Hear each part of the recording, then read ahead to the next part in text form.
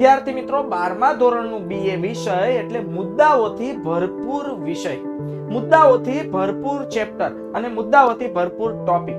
તો વિદ્યાર્થી મિત્રોની એકમાત્ર સમસ્યા છે કે સર મુદ્દા યાદ નથી રહેતા. કે હા સર જ્યારે સમજાવે છે મુદ્દાની અંદરની ડિટેલ સમજાવે છે, આ તમામ પ્રકારની જે ડિટેલ છે સર તે ડિટેલ બધી સમજ પડી જાય છે, પણ મહત્વની વાત છે મુદ્દો. જો અમારી પાસે સર મુદ્દો યાદ આવી જાય તો પેપરમાં ડિટેલ તો અમે મૌલિકતાથી લખી શકીએ. સર બીએ ના મુદ્દા કઈ રીતે યાદ રાખવા લોંગ ટાઈમ, યોગ્ય ચોક્કસ સમયે મુદ્દો નથી યાદ આવતો તો આપણી જે ચોક્કસ તૈયારી છે તૈયારી પર પાણી ફરી જાય છે. પહેલા તો બાળકો બીએ વિષય છે ને એક તર્ક બુદ્ધિ વાળો વિષય છે. પહેલા આપણે બીએ વિષયને ગમતો વિષય બનાવવાનો છે, એમાં ઇન્ટરેસ્ટ દાખવવાનો છે.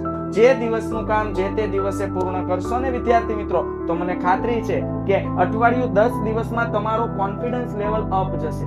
અન્ય વિદ્યાર્થીઓ કરતા તમે જે રીતે આ મેથડથી ચાલશો ને તો તમારા બીએ વિષયના મુદ્દા તમને ખૂબ ઝડપથી યાદ પણ રહેશે અને પરીક્ષા સુધી તમે કંઠસ્થ કરી શકશો. ત્યારથી જ જો આ રીતે તૈયારી કરવામાં આવશે તો બીએ વિષય તમને ખૂબ સરળ, ખૂબ ઈઝી અને ખૂબ ગમવા લાગશે.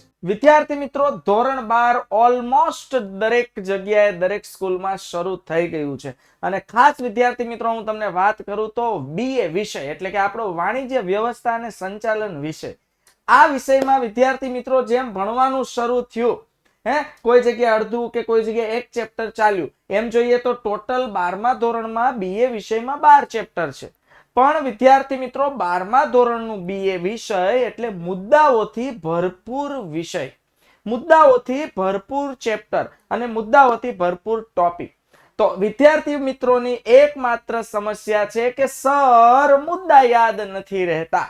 કે હા સર જ્યારે સમજાવે છે મુદ્દાની અંદરની ડિટેલ સમજાવે છે, આ તમામ પ્રકારની જે ડિટેલ છે સર તે ડિટેલ બધી સમજ પડી જાય છે.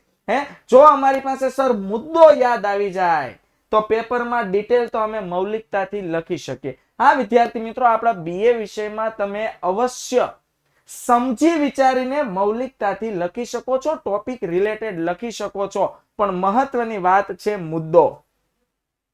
યોગ્ય ચોક્કસ સમયે મુદ્દો નથી યાદ આવતો તો આપણી જે ચોક્કસ તૈયારી છે તૈયારી પર પાણી ફરી જાય છે. વિદ્યાર્થી મિત્રો, અત્યારે મારે તમને વર્ષની શરૂઆતમાં ખાસ એટલા માટે હું એક સજેશન, એક સલાહ આપવા માટે આવ્યો છું, કારણ કે થ્રુ આઉટ ધ યર અત્યારથી જ જો આ રીતે તૈયારી કરવામાં આવશે તો બીએ વિષય તમને ખૂબ સરળ, ખૂબ ઈઝી અને ખૂબ ગમવા લાગશે. પહેલા તો બાળકો બીએ વિષય છે ને એક તર્ક બુદ્ધિ વાળો વિષય છે.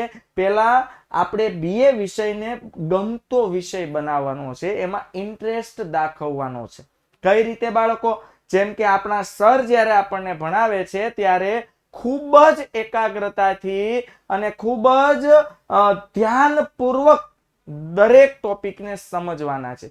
સમજેલા ટોપિકને જે દિવસે સમજ્યા છો એ જ દિવસે ઘરે જઈને વાંચીને લખીને તૈયારી કરવાની છે. જો જે દિવસનું કામ જે તે દિવસે પૂર્ણ કરશો ને વિદ્યાર્થી મિત્રો, તો મને ખાતરી છે કે અઠવાડિયું 10 દિવસમાં તમારો કોન્ફિડન્સ લેવલ અપ જશે. જેવો તમારો કોન્ફિડન્સ લેવલ અપ જશે ને તમને બીએ વિષય ગમવા માંડશે, બીએ વિષય પસંદ પડવા માંડશે. બસ વિદ્યાર્થી મિત્રો, હવે એક વખત બીએ વિષય પસંદ પડવા માંડે ને, હવે વાત કરીએ સર બીએ ના મુદ્દા કઈ રીતે યાદ રાખવા લોંગ ટાઈમ, બોર્ડની પરીક્ષા સુધી મને મુદ્દા કઈ રીતે કડકડાટ મોઢે થઈ જાય. તો એના માટેનું એક સજેશન તમને આપું છું વિદ્યાર્થી મિત્રો. તમારે શું કરવાનું છે, બીએ વિષયના મુદ્દા યાદ રાખવા માટે 100 પેજની કે 200 પેજની એક અલગથી ચોપડો નોટબુક બનાવવાની છે. આમાં શું કરવાનું છે કે સર તમને જે સલાહ સૂચન આપે છે એ પ્રમાણે દરેક ચેપ્ટરના કહેવાય ને કે ભાઈ ક્વેશ્ચન લખવાનો છે. ચેપ્ટર વાઇઝ નોટબુક, મતલબ એક જ નોટબુકમાં અલગ અલગ ચેપ્ટરના ટોપિક હોવા જોઈએ. જેમ કે પહેલું ચેપ્ટર ચાલે છે સંચાલનનું સ્વરૂપ અને મહત્વ, તો પહેલા ચેપ્ટરના ફોર એક્ઝામ્પલ આવ્યું સંચાલનનું મહત્વ, હાલો સવાલ લખીને આપ્યો સંચાલનનું મહત્વ, માત્ર એના મુદ્દા જ લખો. જો તમારા સરે અથવા તમે જાતે કોઈ મુદ્દા યાદ રાખવા માટેની ચાવી બનાવી છે તો સૌથી પહેલા મુદ્દાની ચાવી લખો અને ચાવી પ્રમાણે મુદ્દાને ક્રમમાં ગોઠવો. હવે વિદ્યાર્થી મિત્રો આવી રીતે ચેપ્ટર બાય ચેપ્ટર આખું વર્ષ આવી રીતે એક બુક તૈયાર કરવાની છે. પણ આખી બુક તૈયાર થઈ જાય અને પછી સર હું વાંચવા બેસીશ, આ કોઈ પણ કારણે તમને ફાયદામંદ રહેશે નહીં. તો શું કરવાનું છે સર? તમે જે રીતે મુદ્દા લખો છો ચાવી બનાવીને, એ મુદ્દાને તમારે વિદ્યાર્થી મિત્રો દર અઠવાડિયામાં 2 વખત રિવિઝન કરવાના છે. માત્ર મુદ્દાનું રિવિઝન. હું એમ નથી કહેતો કે મુદ્દાને ડિટેલમાં પણ વાંચવા બેસો. આપણી પાસે 7 વિષય છે, સમજ પડે છે, વ્યાજબી છે.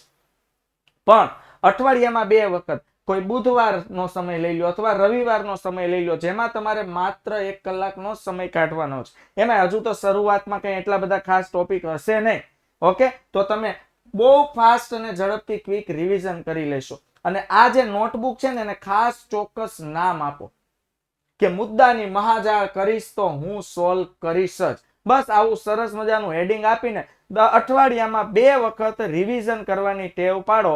હું તમને ખાતરી આપું છું તમારો કોન્ફિડન્સ લેવલ અપ જશે અને અન્ય વિદ્યાર્થીઓ કરતા તમે જે રીતે આ મેથડથી ચાલશો ને, તો તમારા BA વિષયના મુદ્દા તમને ખૂબ ઝડપથી યાદ પણ રહેશે અને પરીક્ષા સુધી તમે કંઠસ્થ કરી શકશો અને તમારા પેપરમાં બાળકો એને ખૂબ વ્યવસ્થિત અને કાળજીપૂર્વક ઉતારી શકશો.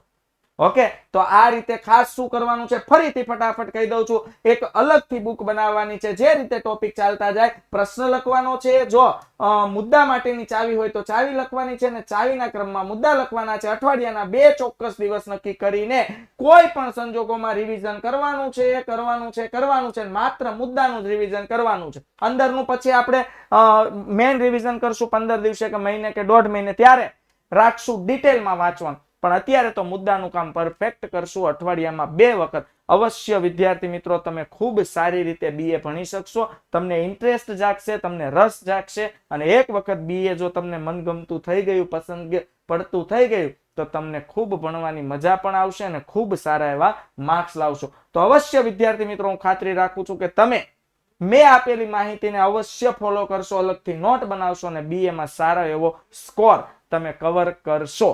ઓકે વિદ્યાર્થી મિત્રો, આવા જ આ વિડીયો આગળ પણ જોવા માટે વિદ્યાકુલ ગુજરાતી ચેનલને લાઈક અને સબસ્ક્રાઇબ કરવાનું ભૂલતા નહીં. માટે વિદ્યાકુલ ગુજરાતી ચેનલને અવશ્ય સબસ્ક્રાઇબ કરો.